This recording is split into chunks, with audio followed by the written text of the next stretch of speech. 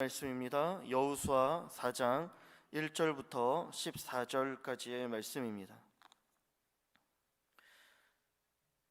오늘 함께 나눌 하나님의 말씀 여호수아 4장 1절부터 14절까지입니다. 제가 가진 성경으로 구약성경 323쪽에 있습니다. 우리 1절부터 14절까지 찾으셨으면 한 절씩 교독하도록 하겠습니다. 그 모든 백성이 요단을 건너가기를 마침에 여호와께서 여호수아에게 말씀하여 이르시되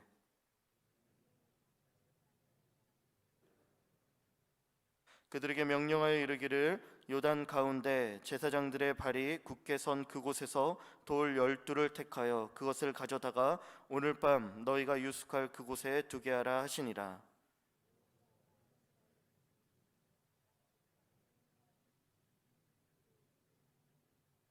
그들에게 이르되 요단 가운데로 들어가 너희 하나님 여호와의 교회 앞으로 가서 이스라엘 자손들의 지파 수대로 각기 돌 한 개씩 가져다가 어깨에 매라.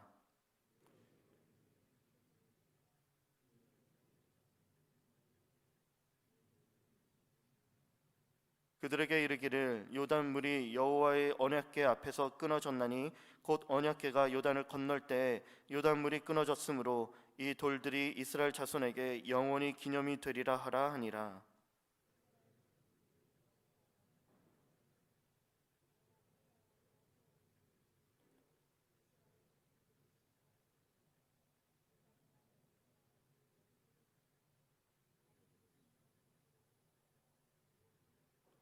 여호수아가 또 요단 가운데 곧 언약궤를 맨 제사장들의 발이 선 곳에 돌 12를 세웠더니 오늘까지 거기에 있더라.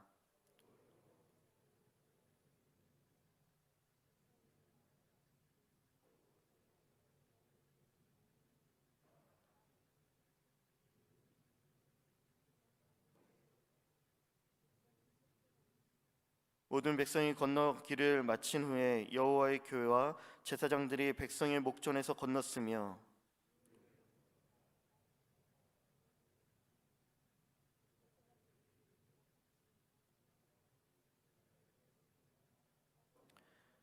무장한 4만 명 가량이 여호와 앞에서 건너가 싸우려고 여리고 평지에 이르니라. 그날에 여호와께서 모든 이스라엘의 목전에서 여호수아를 크게 하심에 그가 생존한 날 동안에 백성이 그를 두려워하기를 모세를 두려워하던 것 같이 하였더라. 아멘. 믿음의 12돌을 세워라. 함께 말씀을 나누도록 하겠습니다. 오늘 본문에서는 드디어 약속의 땅 가나안 땅 입성이라는 위대한 일이 시작되고 있습니다.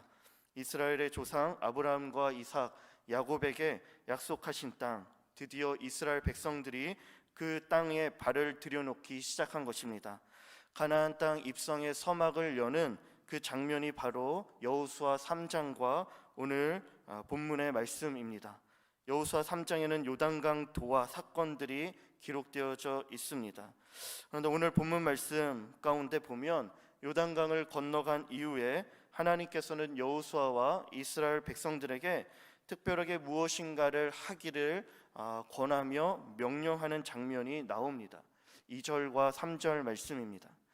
백성의 각 지파에 한 사람씩 12사람을 택하고 그들에게 명령하여 이르기를 요단 가운데 제사장들의 발이 굳게 선 그곳에서 돌 12를 택하여 그것을 가져다가 오늘 밤 너희가 유숙할 그곳에 두게 하라 하시니라. 하나님의 명령은 지파별로 12를 택하며 그 요단강에서 12개의 돌을 가져다 쌓으라는 것입니다.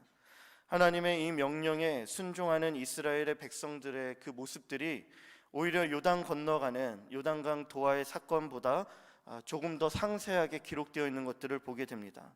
그렇다면 하나님께서 왜 이러한 명령을 내리셨는지, 그리고 요단의 마른 땅에서 취하고 그래서 쌓게 된 이 12돌은 어떤 의미가 있는지 살펴봐야 하는 것입니다.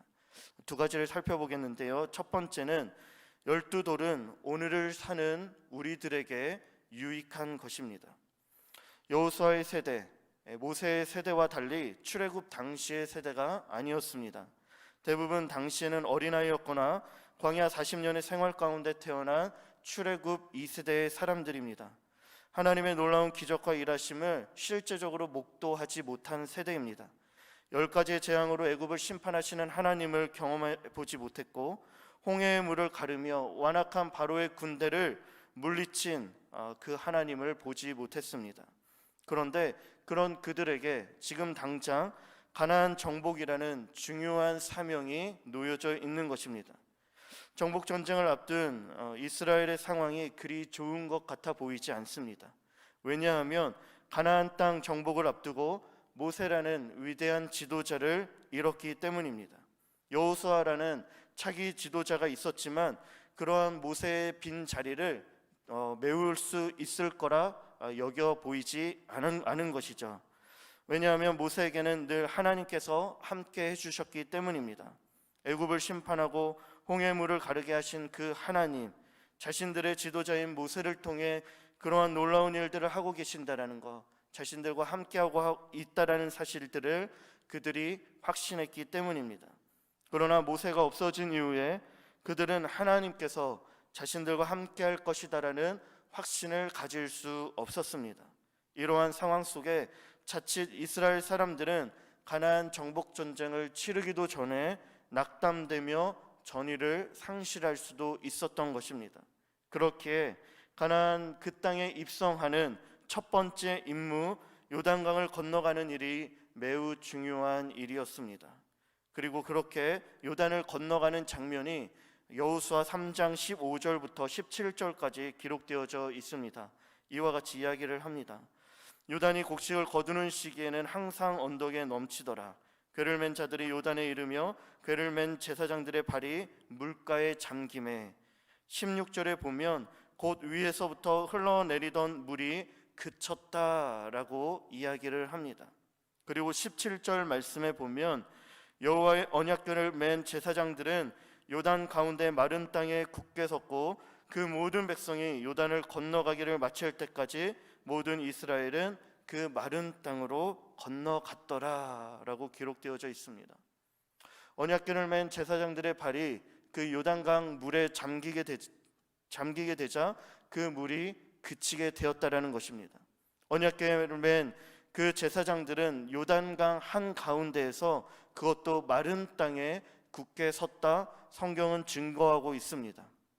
하나님의 말씀대로 순종했더니 이들에게 놀라운 기적이 일어나게 되었던 것입니다. 출애굽 세대가 경험했던 홍해의 사건이 이제 자신들에게도 동일하게 일어나게 된 것입니다. 마른 땅, 요단 한가운데 섰다라는 것, 마른 땅으로 이스라엘 백성들이 요단을 건너갔다라는 사실은 인간의 능력으로는 설명할 수 없는 사건입니다. 오직 하나님께서 이들과 함께 하셨기 때문에 가능했던 일입니다. 마른 땅이라 강조하는 것은 어쩌다 우연히 된 일이 아니라 하나님께서 요단의 물을 그치게 하셨고 그곳을 마른 땅 되게 하셨다라는 증거입니다. 이스라엘 백성과 지금도 함께하고 있음을 알려주는 것이며 이제 앞으로 너희가 치르게 될 전쟁 또한 내가 너희와 함께함으로 싸울 것이다라는 것을 분명하게 말씀해 주는 사건입니다. 그렇기에 가나안 땅을 정복할 이들에게는 이제 하나님이 더 이상 말로만 들었던 홍해를 가르셨다라는 하나님이 아니라 이제 오늘 요단강을 그치게 하고 우리로 마른 땅을 건너가게 하신 지금 우리와 함께하고 계시는 살아계신 하나님이 되었다라는 사실입니다. 들어만 왔던 하나님이 아니라 자신의 눈으로 목도하는 살아계신 하나님이 된 것입니다. 욥기 42장 5절 말씀에 이렇게 고백합니다. 내가 주께 대하여 귀로 듣기만 하였사오나 이제는 눈으로 주를 배움나이다.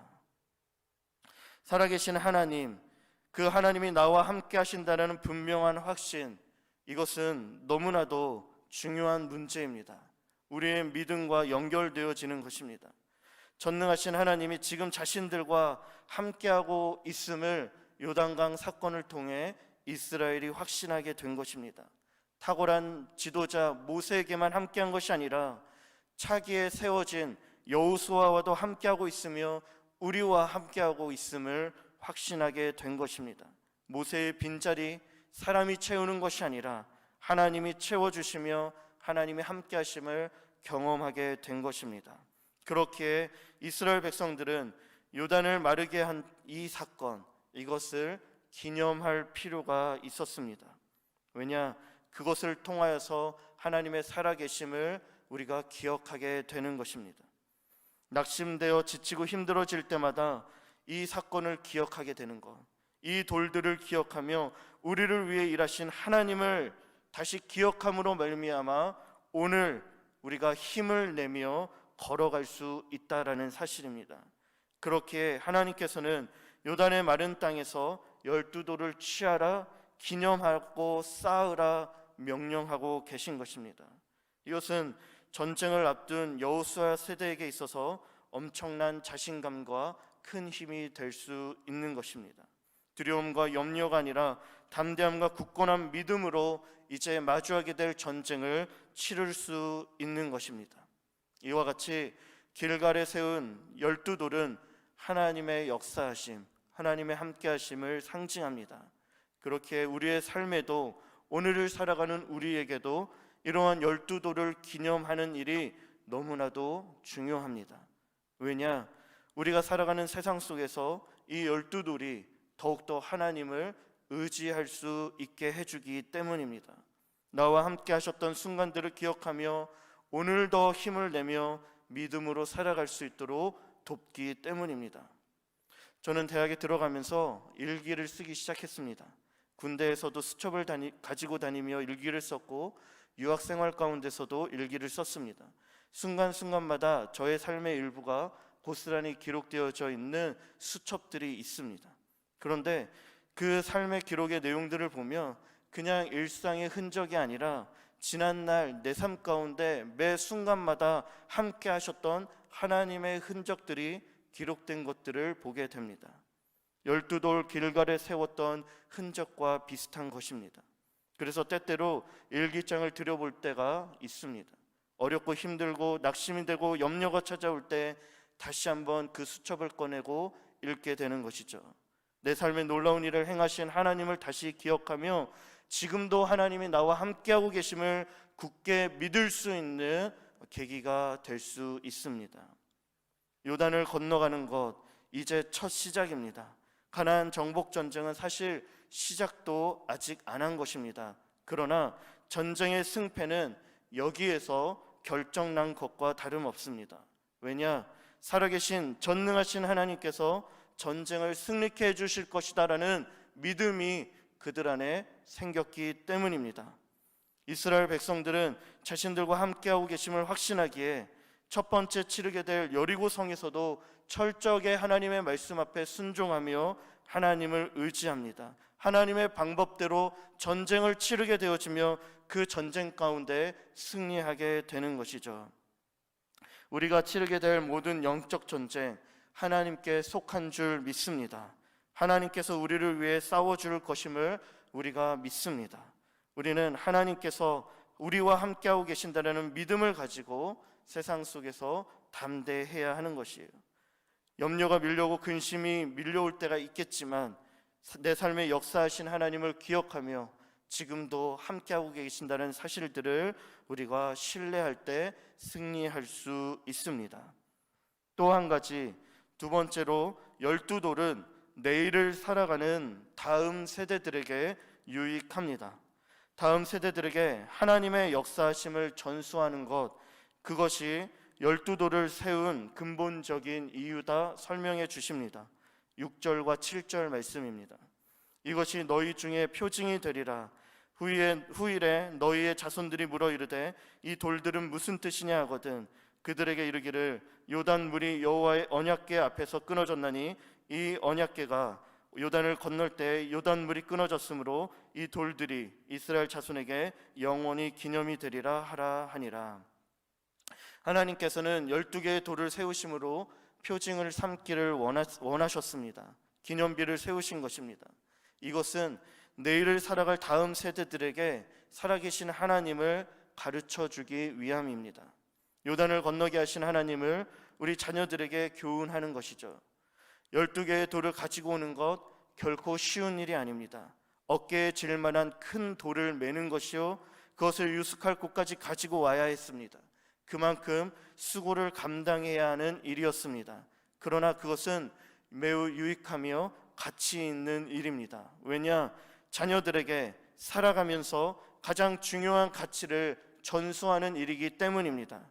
오늘 우리가 하나님을 경험했다라면 내일의 자녀들의 삶 가운데 동일한 그 하나님을 경험할 수 있도록 우리는 그 수고를 감당하며 가르칠 수 있어야 하는 것입니다. 살아계신 하나님을 향한 온전한 신앙을 전수할 수 있어야 하는 것입니다. 사실 가나안 땅을 정복하는 것보다 더 중요한 것은 무엇이냐? 그 땅 안에서 하나님을 향한 온전한 믿음을 가지고 살아가는 모습입니다. 땅을 정복한 것은 전부가 아닌 것이죠.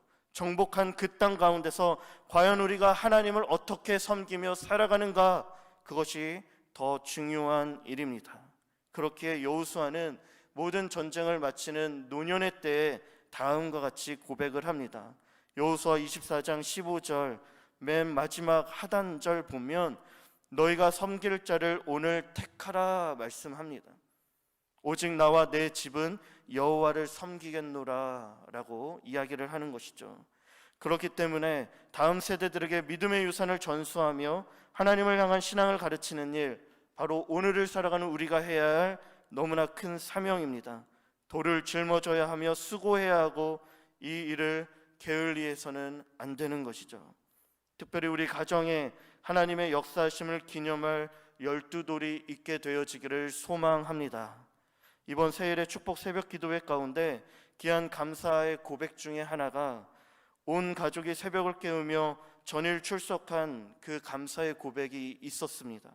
어린 아이들이 눈을 비비면서도 아빠의 손을 붙잡고 나오는 모습들을 볼 수 있었습니다. 아이들에게는 이보다 더 좋은 신앙 교육이 아마도 없었을 것입니다. 새벽을 깨우며 하나님 앞에 나와 기도하는 그 부모님의 모습을 보여준 것, 하나님을 경외함으로 말씀 앞에 나아가 그 말씀에 반응하는 그 모습을 자녀들에게 보여주는 것, 세상에 다른 것들을 붙잡지 않고 하나님을 의지하는 모습을 보여준 것, 이것이 바로 12돌이 될 수 있는 것이죠. 살아계신 하나님께서 우리의 가정과 함께하고 있음을 알려주는 것입니다. 12돌, 이것은 오늘을 살아갈 힘과 능력을 우리에게 가져다 줍니다. 그리고 또한 내일을 살아갈 아이들에게 12돌은 하나님을 기억하게 하며 하나님을 사랑하게 하는 그러한 장치가 될 수 있는 것입니다. 우리 사랑하는 성도님들의 삶 가운데 살아계신 하나님을 경험했던, 그리고 그 경험할 그 12돌이 풍성하게 되어지기를 소망합니다. 나아가 성도님들의 삶 가운데 또 가정 가운데 이 12돌이 세워져 믿음의 가정을 세우며 자녀들에게 믿음의 유산을 전수할 수 있으므로 큰 승리를 경험하게 되어지기를 간절히 소망합니다.